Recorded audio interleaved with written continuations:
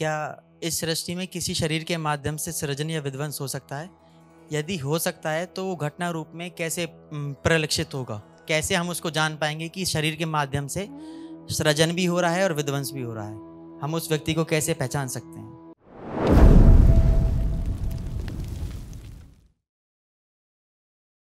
बाबा हमारे मन में एक प्रश्न आई जो न तंत्र व्यवस्था ते कोनो स्थूल शरीर माध्यम ते सीजन विध्वंस हो सकी सृष्टि में अगर हो सकी तो वो दिख सकी घटना रूप में सृष्टि में ये प्रश्न आ छे। तो तुम का करी, सृजन करी कि विध्वंस? हमारे मन में प्रश्न आई बाबा। तुम्हारे मन में प्रश्न बहुत अच्छा आई। ये बात आई इधर से आई कि टेकचंद का प्रश्न है कि क्या इस सृष्टि में किसी शरीर के माध्यम से सृजन या विध्वंस हो सकता है? यदि हो सकता है तो वो घटना रूप में कैसे परिलक्षित होगा? कैसे हम उसको जान पाएंगे कि इस शरीर के माध्यम से सृजन भी हो रहा है और विध्वंस भी हो रहा है?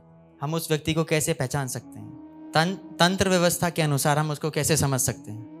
So the question that he posed is, being in the physical body and with reference to the tantric system that we are in now with Tantra Sadhana, is it possible for creation and destruction to happen in the physical realm?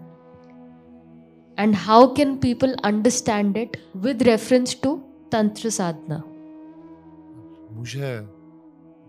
Může být fúze a difúze, zatímco jsme v tomto těle, na této planetě, a může být viděna skrze tantru. ये question ही दूसरी Galaxy से आ रहा है। इसका उत्तर प्रश्न करने वाले को पता है।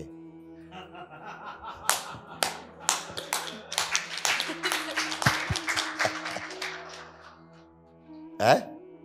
पूछी। The person who's posed the question knows the answer to this question. बाबा इमा ई आ रही आमी प्रश्न ई कारण पूछी तो सब जान ली।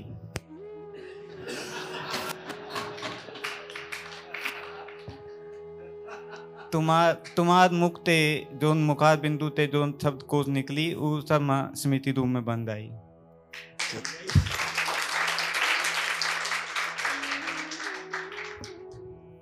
बहुत सरल शब्दों में स्वामी टेकचंद जी का प्रश्न है कि क्या इस भौतिक शरीर में रहते हुए हम सृजन और विध्वंस कर सकते हैं? अब शब्द तो केवल सृजन और विध्वंस है, लेकिन उनके पीछे इनका आश्रय है। क्या हम वह परिणाम तंत्र के माध्यम से किसी भी अन्य गैलेक्सी पे, अन्य लोक पे वो चीज कर सकते हैं या नहीं कर सकते हैं तंत्र के माध्यम से? यह प्रश्न है। इसका उत्तर इनके लिए एक लाइन में है। इस पूरी सृष्टि में सृजन और विध्वंस किसी के अधिकार क्षेत्र में नहीं, केवल शिव के अलावा।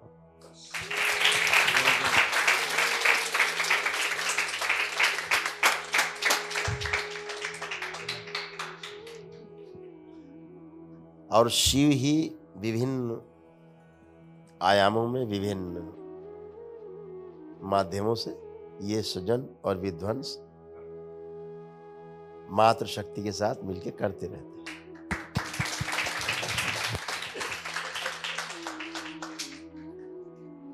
शिव की जो शक्ति है वह शक्ति ही सृजन और विध्वंस करती रहती है, जिसे माँ कहते हैं।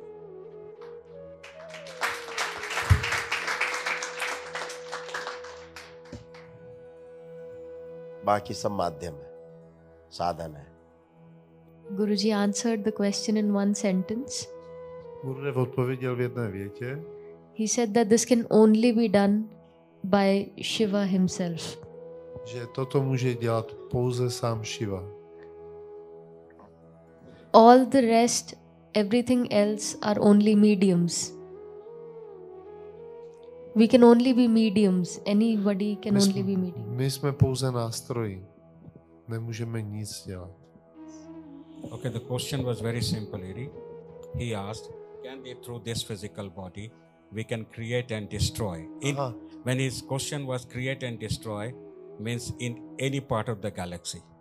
Ta otázka, upřesňujeme ještě tu otázku, která padla, jestli my v tomto fyzickém těle skrze tantru nebo pomocí tantry můžeme dělat fúzi nebo defuzi, to znamená zničit někde něco třeba na druhém konci vesmíru. Gurudev explained that it can be done only by Shiva. Gurudev říkal, že toto dělá pouze Shiva, ne my. My jsme pouhými nástroji. That's happening everywhere where Shiva and Shakti, the reflection of it is executing it. And individuals could at best be an instrument to the process. Je to pouze záležitost Shiva a Shivy a Shakti, té síly, a my jako jedinci můžeme maximálně při nejlepším sloužit jako nástroje. Fúze a difuze, nástroje fúze a difuze, nebo nástroje obecně. मन तांत होगी बाबा. अच्छा हो गई, अच्छा हो गई, अच्छा हो गई. शब्दों का बड़ा लंबा मकड़ जाल है और इसी को विद्वता मान लिया गया. किसी ने प्रज्ञा कहा, किसी ने मेधा कहा, किसी ने बुद्धि कहा, किसी ने पितंबरा कहा. ऐसा मकड़ जाल बनाया है शब्दों का, आदमी इसी में खो गया.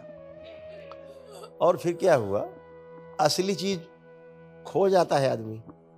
असली चीज क्या है? असली चीज है अनुभव. जब अनुभव हो जाता है, अभी रसगुल्ला खा लिया, अभी अपने को टेस्ट आ गया, अब अपने को ही नहीं पता पूछने का किस हलवाई से आया, कैसे बनाया, किसने बनाया है, कितने का आया. अरे खाया, अनुभव किया, आनंद आ गया. तो जितना भी हम प्रज्ञा की बात करते हैं, जितना हम रितंबरा की बात करते हैं, ये सारी चीजें अनुभव की ही हैं. सब अनुभव से. शब्द है, शब्द के मकड़ जाल में जाना ही नहीं है. अपने को सीधे फायर करना है, सामने हिट, दाएं, टारगेट आया सीधे. शब्दों में नहीं फंसना है. इन लोगों ने शब्दों का जाल समाज में, ग्रंथों, दो तरह की चीजें हैं ना. बिल्कुल गुरुदेव. एक तो ये है हमारे पास जो हमारे शास्त्र हैं, जो नियम. शास्त्र का मतलब है शास्त्र का कि नियम है, जी, अनुभवों का कुछ हाँ पहचाने गए हैं जी, वो लिख दिए गए अनुभव. तो शास्त्र बन गए, नियम बन गए. ये करना है, ये नहीं करना है. शास्त्र हमारे कहते हैं ऐसा करना है, ऐसा नहीं करना. तो ऐसा आवश्यक नहीं कि जिन्होंने शास्त्र नहीं पढ़े वो जानते नहीं है क्या करना और क्या नहीं करना. बिल्कुल. ऐसा तो नहीं है कि जिन्होंने शास्त्र नहीं पढ़े उन्हें जीना नहीं आता. सब जीते हैं. बिना शास्त्र पढ़े वाले लोग ज़्यादा मेरे ख्याल से अच्छे से जी रहे हैं. तो ये जो बुद्धि विलास वाले लोग हैं, इनके पास कोई अनुभव नहीं. इन्होंने किताबें बड़ी बड़ी, उन किताबों को नाम दिया ग्रंथ, मतलब किसी एक प्रकरण पे लिख दिया, वो ग्रंथ कहलाएगा. जी. ग्रंथ का मतलब होता है, ग्रंथ में और फर्क है दोनों में. जी, शास्त्र और ग्रंथ में अंतर है. यही फर्क है जी. कि किसी एक शास्त्र सारे प्रकरण को लेकर के, पूरा संपूर्णता को लेकर के लिखा हो. ये जितने ग्रंथ लिखे हुए हैं, छोटा सा ग्रंथि से, हाँ, वो ग्रंथि पड़ जाती है. ग्रंथि पड़े. फिर वो ग्रंथि लिए आदमी घूमता रहता है, ग्रंथि निकलती नहीं, वो गांठ बड़ी हो जाती है. आदमी उसी चक्कर में फंसा रहता. अपने को शब्दों में बिल्कुल नहीं ज्यादा खोना है. अंदर जो प्रश्न उठे गहराई से, अनुभव से जुड़ा हुआ. हाँ, शब्द की बहुत व्याख्या, शब्द की व्याख्या करने से क्या मिले? कुछ नहीं, बुद्धि विलास है. तो अपने को ज्यादा समय लगाना है कि हमें अनुभव करना है, एक्सपीरियंस. बस. जी, इसका सबसे लिखा ही ग्रंथ बुद्धि विलास के लिए लोगों ने, अपने को बड़ा सिद्ध करने के लिए। जी। और वो नहीं है। अब श्रीमद् भागवत गीता है, कितना बड़ा ग्रंथ है, भारत का सबसे बड़ा ग्रंथ है देखा जाए तो पुराना ग्रंथों में। मेरे ख्याल से 5 से 6 हजार से ज्यादा उसकी टीकाएं लिख गई होंगी जी। 5000 से ऊपर भाष्य है, 5000 से ऊपर भाष्य हैं। लिख डाले भाई लोगों ने। जी। अब अगर अब 5000 पढ़ डाले आदमी पूरा भ्रमित हो जाएगा। गीता का तो पता नहीं कहाँ चली जाएगी, जी। लेकिन वो आदमी जो है गीतकार बन जाएगा। ये पक्का है, गीता गायब हो जाएगी। गीता का मतलब है क्या? गीता इतनी बात है कि भाई गीत है जी। और गीता का मतलब ही तो गीत है, और क्या है? कोई गा रहा है एक लय में, गीत है। अब श्रीमद् भागवत गीता कह दिया, प्रभु के द्वारा गाया गया गीत, ऐसा बोल दिया उसको ताकि आदमी उसको आत्मसात करे। बोला जाएगा नहीं चरवाहे के द्वारा गाया गया, क्या भाड़ में जाए यार, वो जो चराता है गाय वही पढ़े सुने, तो प्रभु के द्वारा गाया गया गीत। तो अपने को गीता पे ध्यान देना है। कृष्ण पे ज्यादा ध्यान देंगे तो समस्या खड़ी हो जाएगी। तो इसलिए अनुभव पे जाना, अनुभव पे उतरना है, शब्दों को छोड़ देना है, क्योंकि शब्द अपना एक अर्थ लिए होते ही हैं। जब तक वस्तु नहीं पता होगी तब तक शब्द से केवल काम नहीं चलेगा। जैसे अभी हम कहें कि भाई इंगी मिंगी रखी, जरा उठा लाइए वहां से। अभी हम बोले ना इंगी मिंगी वहां रखी, जरा ले आइए। अब आप ढूंढते रहे इंगी मिंगी, आपने इंगी मिंगी देखी नहीं, तो वस्तु तो देखी नहीं, तो अब आपके अंदर डिजाइन नहीं बनेगा वस्तु का इंगी मिंगी से। हाँ, हम बोलेंगे कि पुरुषोत्तम जी वो टेबल आपके बगल रखी, उठा लाइए। अभी आप टेबल बोलेंगे, चित्र बन जाएगा अंदर, टेबल अच्छा ये रखिए, मैच हो गया, अंदर की टेबल से बाहर की टेबल मैच हो गई, ले आए। तो जब तक वस्तु नहीं होगी, अभी संकट यही हुआ है, महापुरुषों ने शब्द रटा डाले, इतने श्लोक, दोहे, चौपाई, ऋचाएं, इतना रटा डाले हैं सारे शास्त्र पुराण उपनिषद कि शब्दों का भंडार हो, भरमार हो गई है। अब ठीक, अब उनसे बोलो जरा हमें बताओ, समझाओ, है ही नहीं, जानते ही नहीं बेचारे, वस्तु से परिचय नहीं है। तो जब तक वस्तु से परिचय नहीं होता तब तक शब्द नहीं बनता, आकृति नहीं बनती शब्द के द्वारा। हाँ, तो जैसे आपने कहा प्रज्ञा, तो अब किसी में प्रज्ञा का चित्र नहीं बन रहा है। 2-4 लोगों में बन रहा होगा जो ज्यादा पढ़े लिखे, अदरवाइज क्योंकि वस्तु से परिचय नहीं है। वस्तु से परिचय हो भी जाए उसका, प्रज्ञा का, तो उतने का करेगा। तो वस्तु से परिचय, पहले वस्तु आवश्यक है। वस्तु के बारे में चर्चा, वस्तु का अर्थ है वास्तविकता से जुड़ा हुआ, वास्तव में जो है उसको नाम दिया वस्तु। समझ रहे हैं ना? जो वास्तविकता में है उसे हम नाम देते हैं वस्तु। तो अब वस्तु क्या है? तो वस्तु वो है जो वास्तविकता है का बोध कराए, वास्तविकता का बोध कराए वो वस्तु। तो इसलिए अनुभव पे ज्यादा अपने को फोकस रहना है। इन महापुरुषों ने, कुछ लोगों ने इतने काम किया है, पूरे देश को शास्त्रार्थ में उलझा के रखा हुआ है, शब्द जाल में लोग लड़े पड़े हैं, शब्दों में लड़े पड़े हैं। हाँ, ऐसा कैसा बोल दिया तुमने, ऐसा कैसा सुन लिया आपने, ऐसा तुम वैसा। अभी वस्तु रख दी जाए तो शांत हो जाएंगे दोनों। हाँ, वस्तु के रूप में आदमी शांत हो जाता है। जैसे कोई आदमी कहता है बॉटल, कोई कह रहा उसको ग्लास, कोई कह रहा जग। अब तीनों में झगड़ा होगा।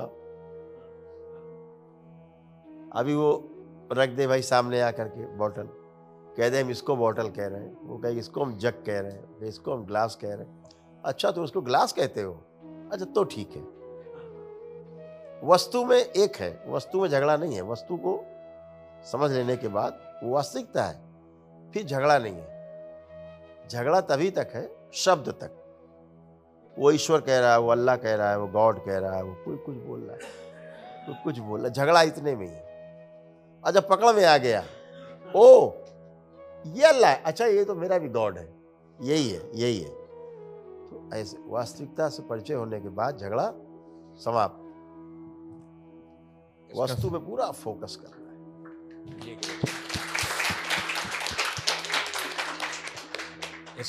इसका सबसे बड़ा उदाहरण गुरुदेव, पूरे मकड़ जाल का, शाब्दिक मकड़ जाल का सबसे बड़ा उदाहरण समाधि के ऊपर जो लोगों ने टिप्पणी कर दी, संप्रज्ञात समाधि और असंप्रज्ञात समाधि, जबकि समाधि में तो कुछ होता ही नहीं है, पूरा खत्म हुआ मामला। और सकल, सापेक्ष, निरपेक्ष, गुरुदेव पूरा का पूरा शब्द जाल वहां से प्रमाणित हो रहा है कि ये केवल शब्द जाल है, अनुभव नहीं। हाँ,